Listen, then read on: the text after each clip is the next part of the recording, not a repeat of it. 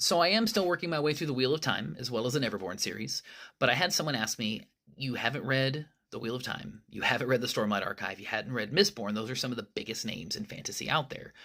What have you read?" So I'm going to start covering some books that I have read, both fantasy and non, that I absolutely adore. One of those is The Name of the Wind by Patrick Rothfuss. If you're on Book Talk at all, or you've read a lot of fantasy, you've heard of this book, a lot about it, good, bad, whatever it may be. So I'm going to talk about it today. First off, this book is fantasy, but it's not your typical swords and horses high fantasy. This is lyrical, it's haunting, it's intimate, and the story follows a man named Quoth, a musician, a magician, an orphan, a living legend. Basically, he's been found after hiding away in the middle of nowhere in a little inn. And someone asks him, "There's all these stories about you, and some paint you as a hero, some paint you as a killer. What's the truth?"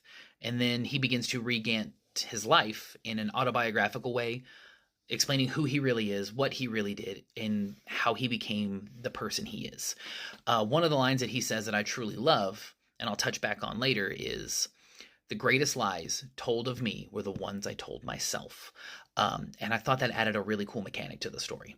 But diving straight in here, you feel the weight of the story when he begins to retell his life story. It seems that these things really mattered to him and the world. It doesn't seem mechanical. I also love the magic system in this world. It's called sympathetic magic. It's technical and scientific, but it's written like it's almost like a lost art. But the way they explain it is the same way people would explain modern day physics. It's in depth, it's very complicated.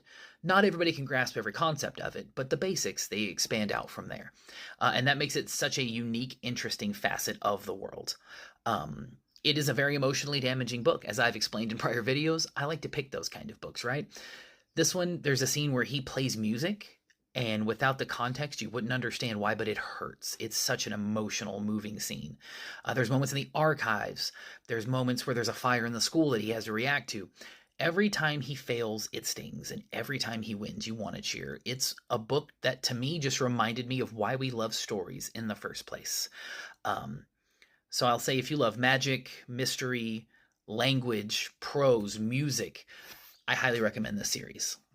And one thing I will say, it's great as a reread later, because as I said the line earlier about the lies, I feel like he lies interspersed throughout the story. And after reading it a couple of times, that and the sequel follow up, The Wise Man's Fear, I feel like he lies a few times. I think I kind of know which ones they are. And if Patrick Rothfuss ever finishes the book series, I guess I'll find out if I'm right.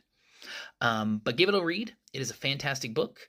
Tag someone who needs to read this, or tell me one of your favorite moments.